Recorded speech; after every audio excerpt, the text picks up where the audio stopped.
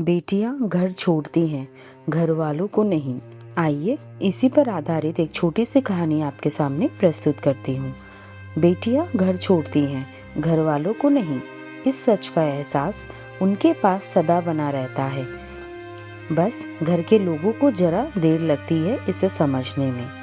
खिड़की के पास खड़ी सिमरन सोच रही थी, भाई दूज आने वाली है, पर इस बार न तो माँ ने फोन करके भैया के आने की बात कही और ना ही मुझे आने को बोला।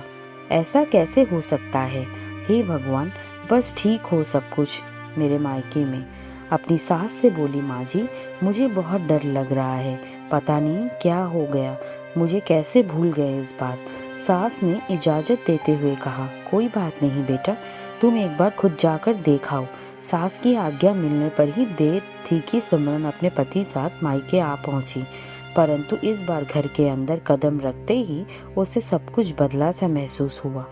पहले जहां उसे देखते ही पिताजी के चेहरे खुशी से खिल उठते थे, इस बार उन पर परेशानी की झलक साफ दिखाई दे रही थी। पहले भाभी उसे देखते ही दौड़ी चली आती और प्यार से गले लगा लेती थी, पर इस बार दूर से ही एक हल्की से मुस्कान दे डाली। भैया भी ज्यादा खुश नहीं दिखे। सिमरन ने जैसे तैसे एक रात बिताई, परंतु अगले दिन जैसे ही उसके पति उसे मायके छोड़ वापस गए, उसने अपनी माँ से बात की। तब उन्होंने बताया, इस बार कोरोना के चलते भैया का काम बिल्कुल बंद हो गया, ऊपर से और समस्याएं भी खड़ी हो गई। बस इसी वजह से तेरे भैया को तेरे घर भी न भेज सकी और ना ही तुझे आने का बुलावा दिया। सिमरन बोली, कोई बात नहीं माँ, यह मुश्किल दिन भी जल्द निकल जाएंगे, आप चिंता मत करो।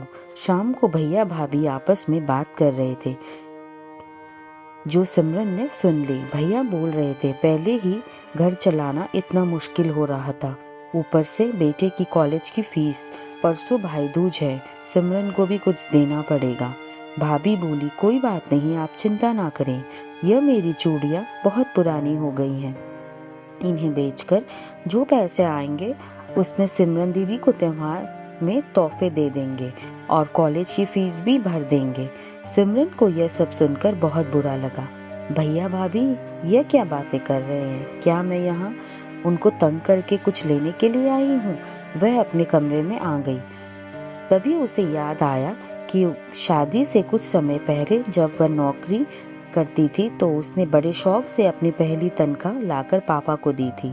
तब पापा ने कहा था, यह पैसे अपने पास ही रख ले बेटा, मुश्किल वक्त में काम आएंगे। इसके बाद वह हर महीने अपनी शादी तनख्वाह बैंक में जमा करवाती थी। शादी के बाद जब भी मायके आई तो माँ ने उसे पैसे निकलाने को कहा, पर सिमरन हर बार कह देती कि अभी मुझे ज़रूरत नहीं, पर आज उन पैसों की इस परिवार को ज़रूरत है। वह अगले दिन ही सुबह भतीजों को साथ लेकर बैंक गई और सारे पैसे निकलाकर पहले भतीजे की कॉलेज की फीस जमा की और फिर घर का जरूरी सामान खरीदकर घर वापस आ गई।